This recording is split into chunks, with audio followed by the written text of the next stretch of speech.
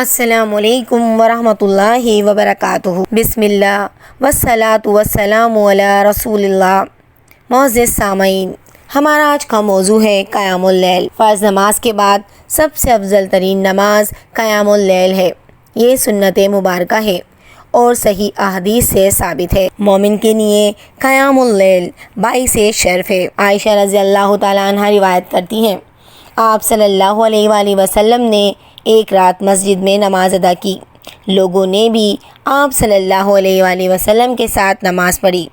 آپ صلی اللہ علیہ وآلہ وسلم نے دوسری رات نماز ادا کی اور لوگوں کی بھی کثیر تعداد نے آپ صلی اللہ علیہ وآلہ وسلم کے ساتھ نماز ادا کی۔ اسی طرح تیسری اور چوتھی رات میں بھی لوگ جمع ہوئے، لیکن آپ صلی اللہ علیہ وآلہ وسلم تشریف نہیں لائے۔ اور جب صبح ہوئی تو آپ صلی اللہ علیہ وآلہ وسلم نے فرمایا، تم لوگوں نے جو کیا میں نے اسے دیکھا اور میں گھر سے نہیں نکلا، کیونکہ مجھے خدشہ لاحق ہوا کہ کہیں اس نماز کو تم پر فرض قرار نہ دے دیا جائے۔ یہ حدیث مسلم کی ہے۔ قیام اللیل کا اہتمام کرنے والا شخص اللہ رب العزت سے زیادہ ڈرنے والا ہوتا ہے، وہ زیادہ اطاعت کرنے والا ہوتا ہے۔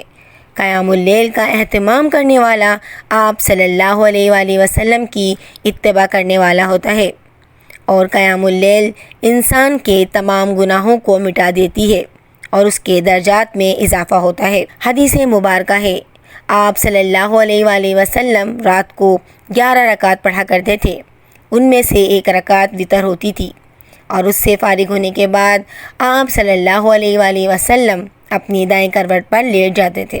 یہ حدیث مسلم کی ہے۔ فرمان ربی ہے، اور صبح شام اپنے رب کے نام کا ذکر کیا کرو، اور رات کی کچھ گھڑیوں میں اس کے حضور سجدہ ریز ہوا کرو، اور رات کے بقیہ طویل حصے میں اس کی تسبیح کیا کرو۔ آپ صلی اللہ علیہ وآلہ وسلم کا فرمان ہے، رات کو ایک ایسی گھڑی بھی آتی ہے جس میں کوئی بھی مسلمان اللہ رب العزت سے دنیا اور آخرت کی کوئی بھی چیز مانگے تو اللہ رب العزت اسے وہ چیز عنایت فرما دیتے ہیں، اور یہ گھڑی ہر رات آتی ہے۔ فرمان ربی ہے، بے شک رات کا اٹھنا نفس کو سخت پامال کرتا ہے، اور دل دماغ کی یکسوئی کے ساتھ زبان سے سیدھی بات نکالتا ہے۔ رات کی تنہائی میں جب سارا عالم سو رہا ہوتا ہے تو بندہ مومن اپنے رب کی رضا اور اس کی خوشنودی حاصل کرنے کے لیے اپنی راحت اور آرام کو قربان کر دیتا ہے۔ وہ کبھی قیام اللیل کی حالت میں رب کائنات کو یاد کرتا ہے،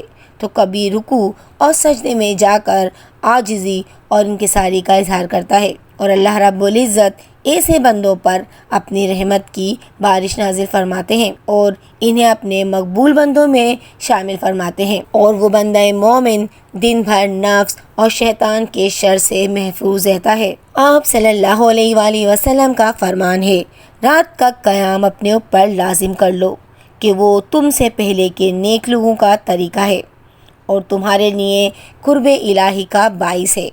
یہ برائیوں کو مٹانے والا اور گناہوں سے روکنے والا ہے۔ قیام اللیل کے لیے بہترین وقت کون سا ہے؟ رسول اللہ صلی اللہ علیہ وآلہ وسلم کا فرمان ہے، اللہ رب العزت ہر رات جب رات کا آخری تیسرا حصہ باقی ہوتا ہے، آسمان دنیا پر تشریف لاتے ہیں اور فرماتے ہیں کہ کون ہے جو مجھ سے مانگے اور میں اسے دوں، اور کون ہے جو مجھ سے معافی چاہے اور میں اسے بخش دوں۔ قیام اللیل کی ادائیگی میں میاں بیوی کو ایک دوسرے کا تعاون کرنا چاہیے، جس طرح وہ دنیاوی معاملات میں ایک دوسرے کے ساتھ تعاون کرتے ہیں۔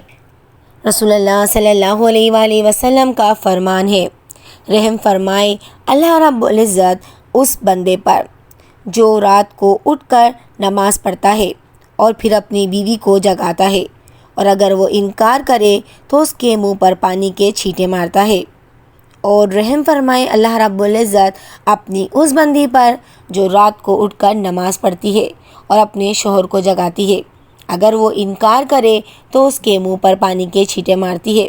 قیام اللیل کا اجر و ثواب دینے والے اعمال کون سے ہیں؟ آپ صلی اللہ علیہ وآلہ وسلم کا فرمان ہے، مومن اپنے اچھے اخلاق کی بنا پر دن کو روزہ رکھنے والے اور رات کو قیام اللیل کرنے والے کا مقام پا لیتا ہے۔ اسی طرح جو شخص جماعت سے عشاء کی نماز پڑھے گویا اس نے آدھی رات تک قیام کیا، اور جس نے عشاء اور فجر دونوں جماعت کے ساتھ پڑھی گویا اس نے پوری رات کا قیام کیا۔ اسی طرح جس شخص نے جمعے کے دن غسل کیا اور غسل کروایا، جلدی پہنچا، شروع سے خطبے میں شریک رہا، امام کے قریب بیٹھا اور غور سے خطبہ سنا اور خاموش رہا، تو اسے اس کے ہر قدم کے بدلے 1 سال کے روزے اور رات کے قیام کا ثواب ملے گا۔ اسی طرح بیواؤں اور مسکینوں کے لیے کوشش کرنے والا اللہ رب العزت کے راستے میں جہاد کرنے والے کی طرح ہے، یا پھر اس شخص کی طرح ہے جو دن کو روزہ رکھتا ہے اور رات کو عبادت کرتا ہے۔ یہ حدیث بخاری کی ہے۔ اگر کوئی شخص چاہتا ہے کہ اس کے رزق میں کشادگی ہو تو وہ قیام اللیل کا اہتمام کرے، کثرت سے استغفار کرے، اللہ کی راہ میں صدقے کرنے کو اپنا معمول بنا لے، اور دن کے شروع اور آخری حصے میں اللہ رب العزت کا کثرت کے ساتھ ذکر کرے۔ اللہ رب العزت ہم سب کو عمل کی توفیق دے، آمین یا رب العالمین۔